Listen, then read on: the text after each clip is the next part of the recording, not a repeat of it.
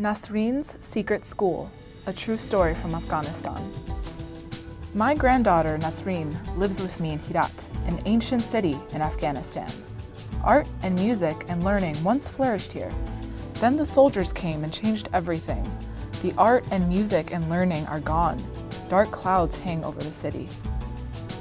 Poor Nasreen sat at home all day because girls are forbidden to attend school. The Taliban soldiers don't want girls to learn about the world the way Nasreen's mama and I learned when we were girls. One night, soldiers came to our house and took my son away with no explanation. We waited many days and nights for his return. Finally, Nasreen's frantic mama went searching for him, even though going out alone in the streets was forbidden for women and girls. The full moon passed our window many times as Nasreen and I waited. Nasreen never spoke a word. She never smiled. She just sat, waiting for her mama and papa to return. I knew I had to do something. I heard whispers about a secret school for girls behind a green gate in a nearby lane. I wanted Nasreen to attend this secret school. I wanted her to learn about the world as I had. I wanted her to speak again. So one day, Nasreen and I hurried down the lanes until we came to the green gate. Luckily, no soldier saw us. I tapped lightly. The teacher opened the gate and we quickly slipped inside.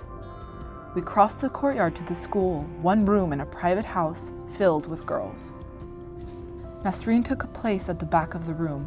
Please, Allah, open her eyes to the world. I prayed as I left her there. Nasreen didn't speak to the other girls. She didn't speak to the teacher. At home, she remained silent. I was fearful that the soldiers would discover the school, but the girls were clever.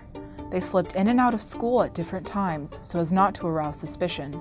And when boys saw soldiers near the green gate, they distracted them. I heard of a soldier who pounded on the gate demanding to enter. But all he found was a room filled with girls reading the Quran, which was allowed.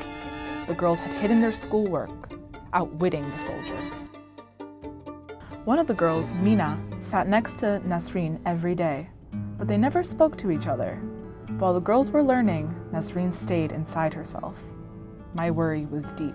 When school closed for the long winter recess, Nasreen and I sat by the fire. Relatives gave us what food and firewood they could spare. We missed her mama and my son more than ever. Would we ever know what had happened? The day Nasreen returned to school, Mina whispered in her ear, "I missed you." And Nasreen answered back, "I missed you too." With those words, her first since her mama went searching, Nasreen opened her heart to Mina.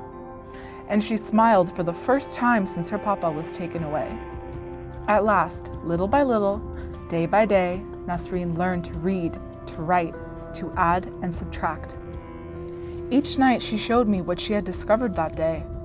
Windows opened for Nasreen in that little schoolroom. She learned about the artists and writers and scholars and mystics who long ago made Herat beautiful. Nasreen no longer feels alone. The knowledge she holds inside will always be with her, like a good friend. Now she can see blue sky beyond those dark clouds. As for me, my mind is at ease. I still wait for my son and his wife, but the soldiers can never close the windows that have opened for my granddaughter. Inshallah.